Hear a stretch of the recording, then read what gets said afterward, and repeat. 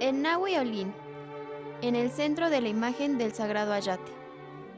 La Virgen María, Madre de Jesús y Madre nuestra, ha estado presente en la historia del ser humano, en distintos momentos históricos y en distintos lugares geográficos.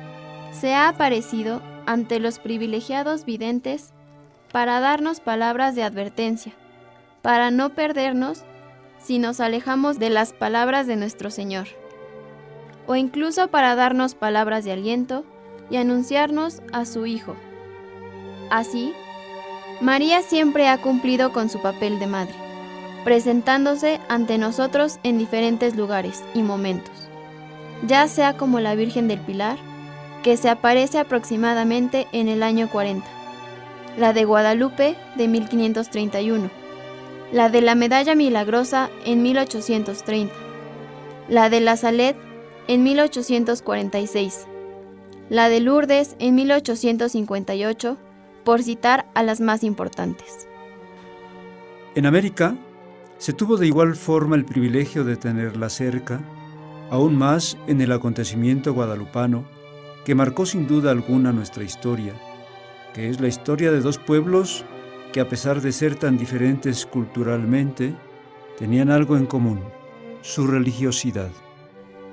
Estos dos pueblos, el español y el indígena, en su incesante lucha por comprenderse el uno al otro, llegaron a modificar parte de sus costumbres.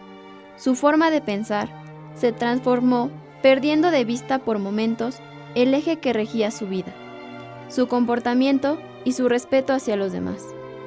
No se puede generalizar, pues también había quienes buscaban la armonía, la paz, para que los dos pueblos llegaran a identificarse y a reconocerse para integrar una sola nación. Muchos son entonces los símbolos que cada uno de estos pueblos tenía como origen y herencia, por lo que era necesario que llegara alguien a unirlos, de tal forma que no hubiera duda de que formarían una sola nación, un solo pueblo. No sería la primera vez que esto se diera en el mundo, pero sí que se diera de esta forma, en la cual personalmente estuviera la misma Madre de nuestro Señor interviniendo para esta causa. San Juan Pablo II citó en su momento que la aparición de María al indio Juan Diego en la colina del Tepeyac, el año 1531, tuvo una repercusión decisiva para la evangelización. Este influjo va más allá de los confines de la nación mexicana, alcanzando todo el continente, y enseguida menciona que el gran rostro mestizo de la Virgen del Tepeyac, Santa María de Guadalupe, es un gran ejemplo de evangelización, perfectamente inculturada. Para este análisis, primero explicaremos brevemente cómo era la cosmogonía para algunas de nuestras culturas. Para los mexicas, específicamente, la forma del universo era similar a una enorme flor de 4 pétalos, en donde estos simbolizaban los 4 rumbos de este universo, y el centro simbolizaba el Omeyocan, o lugar donde emana la vida. El tallo simbolizaba los 13 cielos que conformaban el espacio vertical. La tierra en la que estaba sembrada era el Tlatipac, o lugar donde crece la vida, solo con la venida de los dioses y donde nosotros no somos eternos. Las raíces simbolizaban el Mictlán, o inframundo, al que todas las almas muertas tenían que ir para empezar una nueva vida eterna. En conjunto, todos los sitios que nos sobrepasan, inframundos, paraísos y lugares de los orígenes, reciben el nombre de Huilohuayan, lugar a donde van todos, porque se afirma que todo humano debe trasponer el umbral de la muerte. La naturaleza, y específicamente las flores, tenían una gran importancia en su relación con la divinidad para los pueblos prehispánicos. 3 ejemplos de estos son: el Xochipilli, príncipe de las flores, era el dios de la danza, los juegos, las flores y el amor. Estaba asociado con la tierra, la fertilidad y la vida. Macuilxochitl, 5 flor, su nombre hace alusión a una fecha del calendario. Es una advocación de Xochipilli y muchas veces se le atribuye la misma identidad: Dios de las flores. El juego, el canto y la música. También era patrón de los nobles. Xochiquetzal, plumas de quetzal florido, o flor quetzal. Era considerada la diosa madre joven y estaba relacionada con el amor y las flores. Era patrona de las tejedoras y de las artes que practicaban las mujeres nobles. También protegía a los recién nacidos y a las madres embarazadas. Por otra parte, se cuenta que Huitzilopochtli, dios tribal de los aztecas, fue engendrado en Coatlicue con un puñado de plumas. En esa época, en esa cultura, 2 eran los materiales más preciados: el chachihuitl y el quetzali, los cuales eran usados tanto en la decoración de sus monumentos como en los atuendos que mostraba su lugar en la jerarquía anahuaca. Ahora, debemos entender que a pesar de que existían distintos dioses relacionados la mayoría con aspectos de la naturaleza o la vida, también existía el concepto de un Dios único. Y esto se deduce porque, según se cuenta, Netzahualcoyotl, rey de Texcoco, mandó edificar un templo dedicado al Dios desconocido, al Dios incógnito y creador de todas las cosas, a quien llamaba Tloquenahuaque, que significa el Dios de la mediación, o también identificado como Ipalnemohuani, o aquel por el cual vivimos, el dueño de la vida. Era este un Dios que dentro del concepto indígena estaba alejado y en su omnipotencia estaba totalmente distante.